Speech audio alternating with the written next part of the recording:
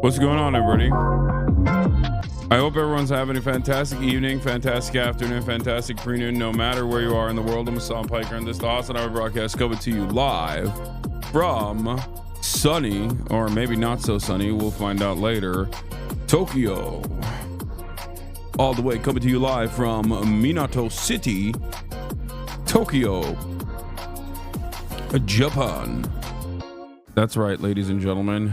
We're live. We're alive. And I hope everyone's having a fantastic one, because I certainly am. This is the part of the broadcast where I tell you about my personal news about what's going on in the world of Hassan Hasanabi Piker. As you can see, as the glorious Nihon rises, or sorry, the glorious sun rises in the land of the rising sun. First and foremost, let me just get started by saying I'm sorry I didn't stream yesterday. I'm glad I took a day off yesterday, and it wasn't even on purpose. It was on accident. It was simple accident. I woke up at like, I think 8:30, and at that point it was like, you know, there's no reason to go live at this point. Like, it's crazy. New Fear End episode was incredible. I agree. Are boobs comfortable?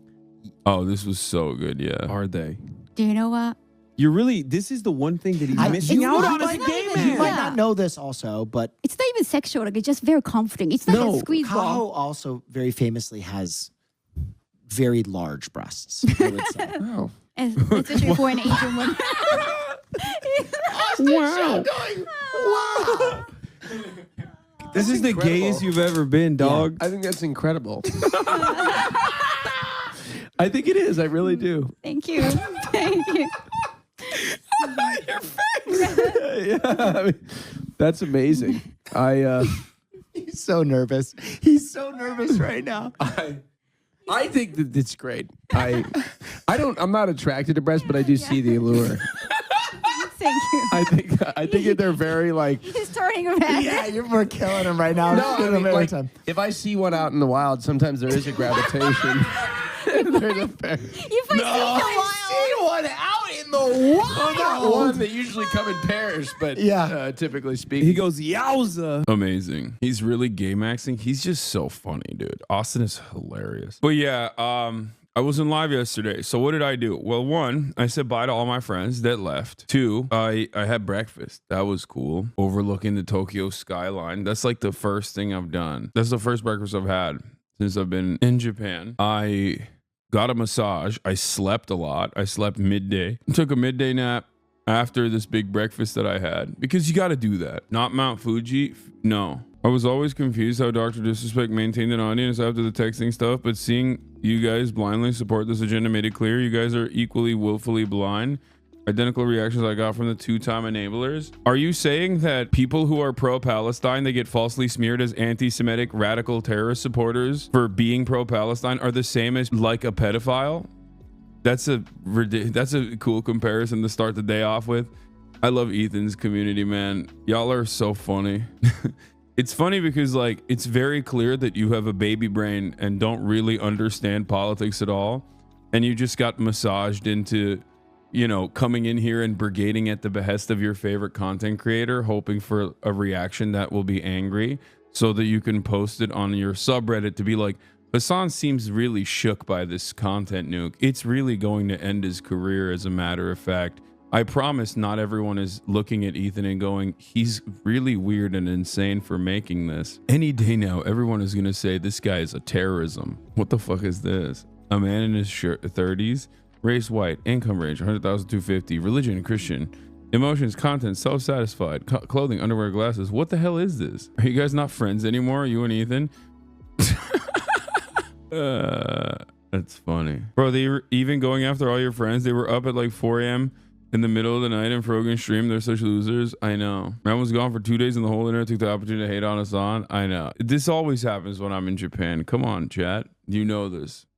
Every time I'm in Japan, there's some shit. It's all good. It couldn't have happened at a better place, in my opinion, because a lot of shit just gets washed over me. What is this? Denims, I'm a frequent viewer. I trust your opinion on so many things. The other day I saw that there were allegations against Hassan that he's a socialist.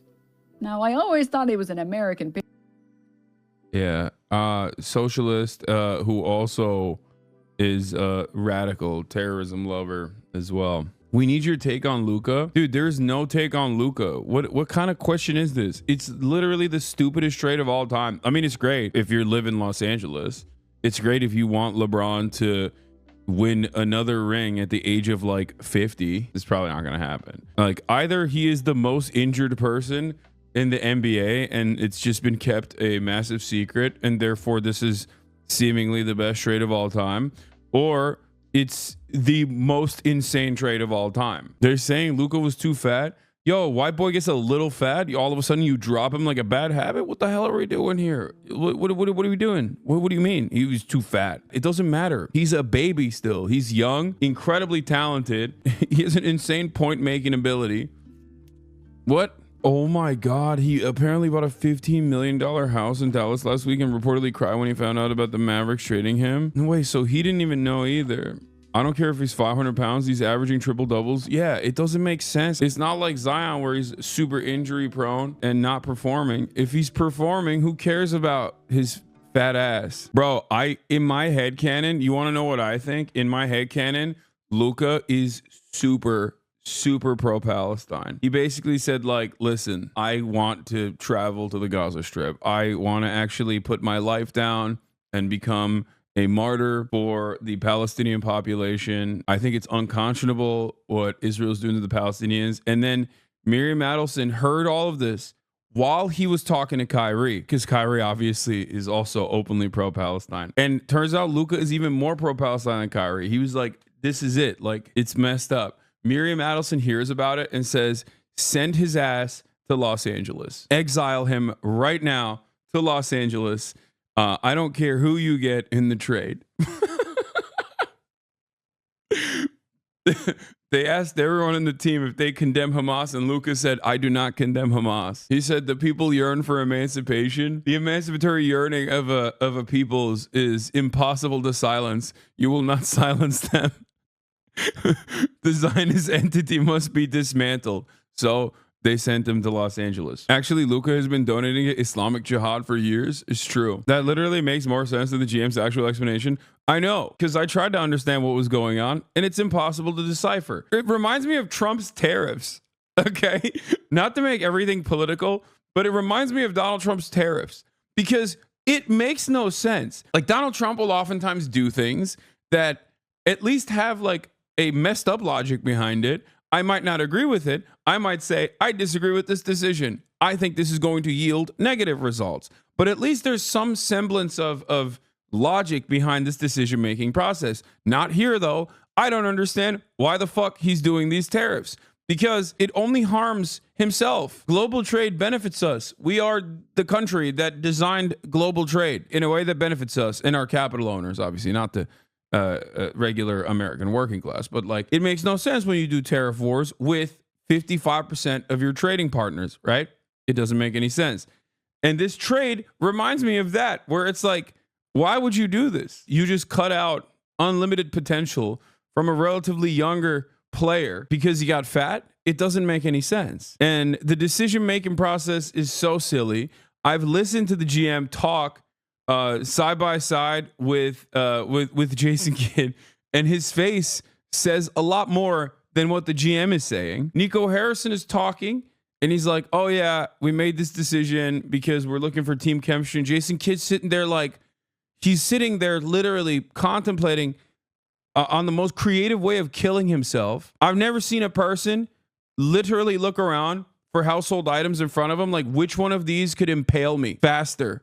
Like, how could I make the most impact if I just seppuku'd myself right here in the press room? You're a casual little bro. That's true. That's true. I am a casual. Okay. I'm a passive consumer, not even a consumer of the NBA at all. I care more about the drama of the NBA. This is part of the reason why this is a funny story, because it's like such an insane trade. If I'm living in Dallas, I would be killing myself. Like, what are we doing here? Like, how did this happen? How could this have happened? Somehow it's still Miriam Adelson's fault. They brought a coffin to the stadium.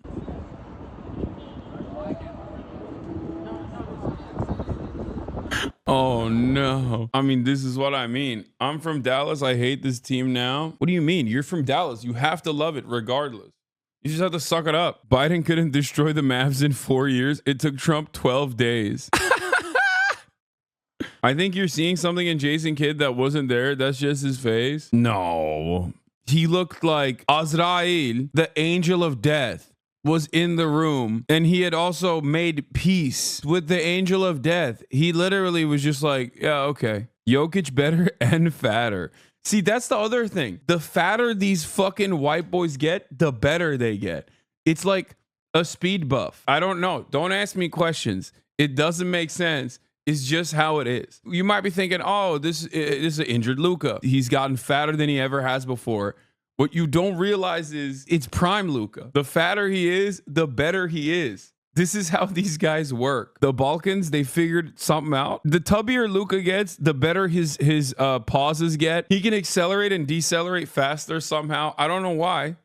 It doesn't make sense. How is he doing that?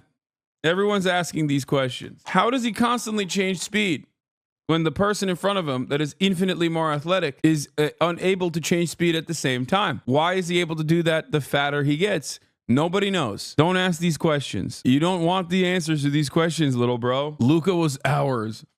Oh my God. 28.6 points per game, third best all time. 80 triple doubles. 5 all NBA first teams in the first 6 seasons. Luka was ours. Dude, damn, y'all, man. Are you fucking insane? Look at him. He's only 25, Chad. It makes no sense. First of all, I'm going to make a funny racism joke, but it's a white boy swagging out in the NBA in Texas on a team that demonstrates white boy swag and white boy excellence to begin with historically. There's a lot of different plot lines here at play. They lost their DEI hire. Le GM really gets what he wants. Yeah, LeBron is no longer just the general manager of the Lakers. He is now the general manager of the NBA. LeBron was like, I want Luka. Give me Luka. Make sure he's the fattest he's ever been. I want Luka to be here. I want him to play with Lenut, i.e. my son, i.e. Bronny. LeBron didn't know about this trade. LeBron knows about every trade before it even happens. LeBron knows about trades that haven't happened yet. LUKA DONČIĆ. I thought this could be ownership. I thought this could be ownership interference, but all the info we've gotten since it's happened indicates that this is one man, Nico Harrison, the GM. He's just out of his mind. He is a basketball terrorist, and he is taking this plane down. I learned about the classic background. I didn't know anything about the GM specifically. But like they keep talking about his like Steph Curry fumble when he was at Nike. He didn't sign Steph Curry. He like fucked it up. I think he had like KD's name on the presentation. He was very rude to Steph Curry. It led Steph Curry to go and sign with Under Armour instead. So if you're confused by that, you know, he's had some issues, right? Yeah, he was not pronouncing Steph Curry's name correctly. You want to know how unexpected this trade was? This trade was so fucking unexpected and so insane that there wasn't an RDC skit immediately happening. That is how unexpected and insane this trade was. Kind of like the Trump tariffs, even though he signaled it. Ahead of time. This is insane. Local talk radio seems to be saying this is ownership pushing back against players. That makes no sense. The trade makes more sense with Dalton Connect and first picks and more first picks, but he hated him so much he got fleeced. Yeah, I mean, that it does make sense. Dalton Connect also, you know, very talented, fills a different role, but still, I mean, Luka's still better. Wall Street impact of the Luka trade. First of all, there is a real impact on the Luka trade.